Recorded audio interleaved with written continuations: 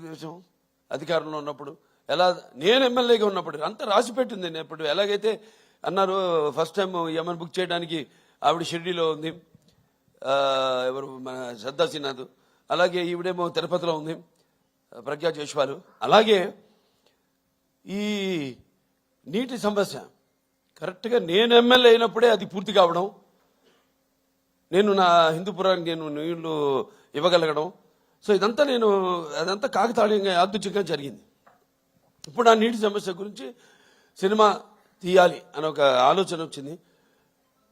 దాన్ని ఎలా ప్రజెంట్ చేయాలి మనం అనుకున్నప్పుడు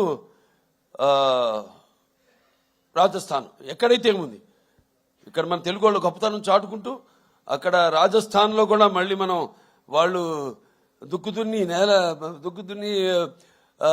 నీరు పోసి నారు పెట్టి అలాగే కోత కోసి ఎలా చేయగలుగుతాం, అక్కడ కూడా మన ఒక ఇంజనీర్, ఒక సామాన్య ఇంజనీర్, ఒక తెలుగువాడు వెళ్ళి ఎలా చేయగలుగుతాడు.